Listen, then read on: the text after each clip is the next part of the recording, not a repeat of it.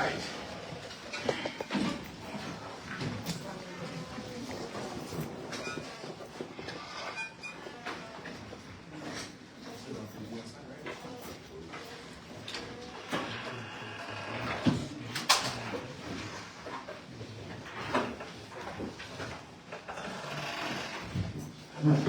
Ladies and gentlemen of the press, once again to welcome you to the offices of AREP this morning. I want to say that we are very happy to have in our midst a high-profile anti-corruption fighter who and I have been working together over the past 3 years.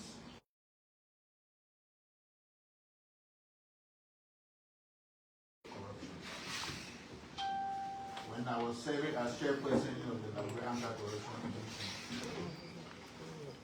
Ben Kailafa, who's the head of the anti-corruption in Sierra Leone, and I worked together. And we also worked together with Nasiwa, the anti-corruption body West Africa. And today he's in Liberia and has decided to pay AREP a courtesy call to see how we can amalgamate forces again to jumpstart our fight at a greater level. He will be one of our forerunners, ensuring that AREP is incorporated in the anti-corruption fight in Africa, and the first staff in West Africa, to make sure that our dreams, aspiration, and vision in combating corruption in Liberia is successful. So today I'm happy to welcome kaifala at the head offices of AREP, and to also inform the press. Ben Kailafa will be making a short statement to the press based upon our relationship and our support collectively to fight corruption in the basin of West Africa. So Kailafa, so welcome to the offices of AREP. Yes. And we hope that the press is so eager to hear from you. Thank you. Thank you very much. Ladies and gentlemen of the press, distinguished members of the Asset Recovery Department of Liberia, I'm very glad that today I'm here to reunite with my brother. We've come a long way. I've been here a little while, and I saw him through his tenure, and we had a great working relationship, both as sister countries, Liberia and Sierra Leone, and he was heading an important outfit. And then, of course, within the framework of Nasiwa, where he served as a member of the executive committee, we had a great relationship. So, well, he transitioned and is here now, and I'm very pleased again to reunite with him, and to, since by God's grace, we are in the same space still. Because some people transition and then they move to something else and you don't see them anymore, but he's here. So I'm here principally for us to work on how we rekindle our cooperation in the fight against corruption, how we support each other in the fight against corruption, how we can benefit from the expertise that we have collectively, because these ladies and gentlemen on the other side as well can be useful to us in Sierra Leone, they can be useful to West Africa generally, and then how we can also ensure that this institution, which is fairly young compared to our own institutions, can be a very significant partner in the fight against corruption within the framework of the network of anti-corruption institutions in West Africa. So I am very pleased to be here as the former chair, and I have already exchanged with him details that we can walk through to ensure that this transition happens, and then we all share ideas as to how we can continue this very significant task of recovering assets, because really asset recovery is the heart of the fight against corruption. There's no point of fighting corruption if you cannot recover the assets. When I started my journey in the fight against corruption in Sierra Leone, and we started going after assets, everybody was like, no, just put people in prison. What is this? What are you doing? And I said, no, putting people in prison is the weakest part of the fight against corruption. The strongest part of the fight against corruption is going after what has been stolen, and the benefits that are arising out of it and returning it to the people. That is what strength is. That is what the UNODC recommends. That's what other institutions that fight against corruption recommend, and that is what Nasiwa, which he knows, has made the pillar of the West African fight against corruption. It doesn't mean you can't put people in the prison. You have to put them in the prison. That is very important. It's very commendable. But the key central part of measuring the success against corruption is how much assets you can recover from the corrupt, because you don't want them to live ever happily after with the benefits and proceeds of crime and corruption. So I'm very pleased to be here. Thank you. And you already know you are a brother beyond the fight against corruption. We are very close. But then, of course, I'm here for us to continue this work. So thank you very much for the warm welcome I've received, the introduction to your members who work with you, but also to see this nice office where you are doing great things. And I'm sure a lot more great things will come from. Thank you very much. Thank you. Yeah. Thank you. Okay, thank you all. Thank you, Commissioner. Thank you, Chairman. So we'll entertain a few questions from the media, and the questions can be placed to any of the two. Let's start with Dan. Thank you. Welcome again. My name is Diamond Slanger from Spoon FM. You just spoke blanketly. I want to know, are you exploring specific areas that you and Arab can work, especially the fact that Liberia and Sierra Leone are neighboring countries, and the issue of corruption and recovering assets is shared between the two countries? Are you looking at specific areas you can kickstart this partnership with, or just as being brothers that work as anti-corruption chiefs? Yes, so we are going to work out the fine details now, which captures what you're saying, but most importantly, how we can collaborate our resources and expertise within the framework of the network of anti-corruption institutions in West Africa to help Liberia in its asset recovery journey. Okay? But also beyond that, I am in Sierra Leone, right? Let's say somebody steals asset in Liberia and hides it in Sierra Leone. We want to make it easy for Claire to say, "Oh, Francis, this is what we've discovered," and I say, "Okay, come tomorrow. Come, let's work on it and get it back into Liberia," and vice versa. We could do the same thing for Liberia. So that's what we're doing. So those specifics are actually in the pipings, and this is the beginning of great things, I believe. Thank you. Yeah. Okay, so my name is Princess Losiba, and I write for KMTV. So I'm concerned, as commissioner, you get to highlight, some of the challenges Sierra Leone as a nation has faced when it comes to asset recovery. Oh yes. First of all, you're going after powerful people, right? These are not ordinary people. These are not people who are just there. These are people who have held positions of trust and power and authority, and some of them still hold at the time you're going after the resources. So there will be political will challenge, definitely.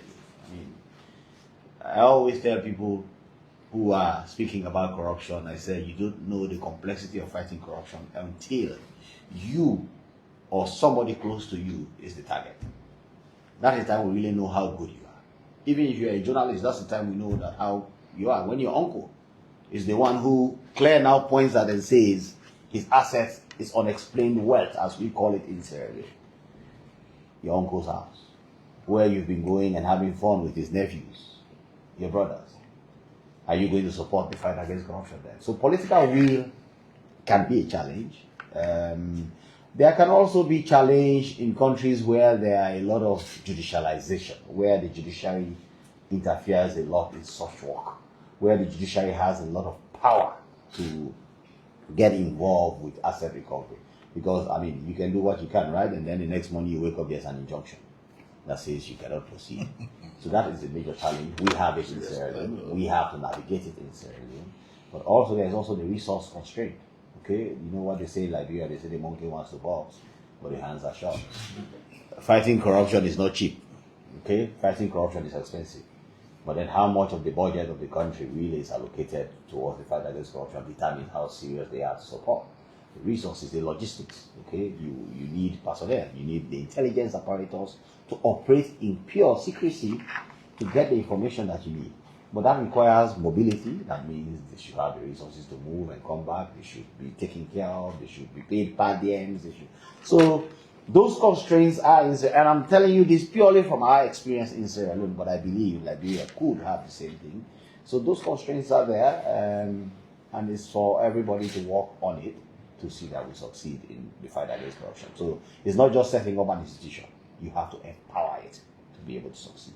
That requires resources. Just one more. Maybe my name is Chokon Flama and I work for DN News. I would like to know how soon we will see this collaboration in full effect. That's for you. I think this is the commencement of our collaboration. As you can see today, our brother Ben is here, and he said it right. When I was at the Liberia Anti-Corruption Commission, we established our own relationship with respect to the kind of work we do. I also said he was one of those who nominated me and Asiwa to serve as a vice president Asiwa at the time, and I think his presence here now will give us the boost to see if we can reinvent the wheels in the jointly combating corruption in the West African basin. So I believe the presence here today has given us the boost, has given us the strength, and we believe that we can open a new chapter from the asset recovery. And you all listen to him that the bottom line of fighting corruption is to recover stolen assets. So we are working along with him to ensure that we develop new methodology, new approach, and to reinvent the wheels, because he's one of the gurus in Africa when it comes to fighting corruption. Thank you. So we hope that we can work jointly with him, with the institution, and by and large work with the anti-corruption body in West Africa to make sure that this Liberia regains its position in making sure that all the stolen assets that we have in West Africa, those that have been transferred outside of Africa, we make sure that we can amalgamate forces to see how best we can have them retrieve and recover and give them back to our people in the government. So I want to say that, Ben, we are happy to have you here in the presence of the press. We say that this is your office. You are welcome here anytime, and we will similarly do same to pay a same courtesy call to Freetown. Freetown, yes. And have this working discussion, formally discuss and put on paper to see how best we can jointly, as West Africans and Africans, combat corruption in the interest of our people and the government. Wonderful. Thank you. So yes, so that's it. I'm sure you're going to see this soon. We are going to work on an MOU specifically with his institution where we make things a little bit borderless. Basically, I can send my personnel, he can call me and say, Francis, I need 2 people who are experienced in asset recovery to come and work with us, and I can send them the next week to join in. And I could do the same thing and call him and say, oh, can you send some people over? We have this operation we are doing and we need more resources. And then we can also invite them to our trainings. Okay, capacity building is very important, particularly for this kind of institution that has just been set up. You recruit new people, somebody has to. So we could do it. The cheapest way is to really send somebody, 1 or 2 from Sierra Leone, to come spend a week here and explain and train in doing so. The more expensive way is for more people from Liberia to go to Sierra Leone. But that depends on the logistics. But these are the kinds of specifics that we are now going to work on. And I'm sure it will be good for us. It will be mutually benefit for our respective institutions. But then we can also tap into the pool of West Africa, because Nigeria does a lot of training as well. We in Sierra Leone have benefited from going to places like Nigeria. Recently we were in Ivory Coast, where we send our personnel for trainings. So these are the kinds of things that these kinds of relationships are going to bring, and I'm very pleased that I'm here for us to work on it together. Thank you, Ben. Thank you. Thank you very much, Commissioner Kaifala and Chairman Martin. Thank you very much. And thanks to the press for coming. Thank you. There will be a guided tour. All right. Yeah. It will only Can be take a picture now?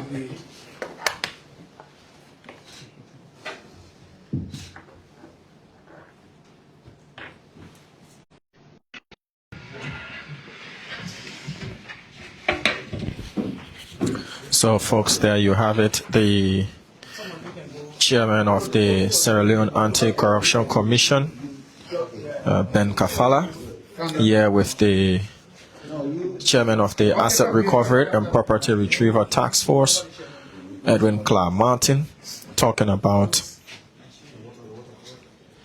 collaboration, possible MOU happening soon between Liberia and Sierra Leone. Chairman of the AREPT also spoke lengthily, and we will be following up with this to see how this collaboration is going to benefit both Liberia and Sierra Leone So my name is Diamond Slanger. He's now going to be taking on a guided tour of Arab's facility. Thank you for watching, and bye-bye.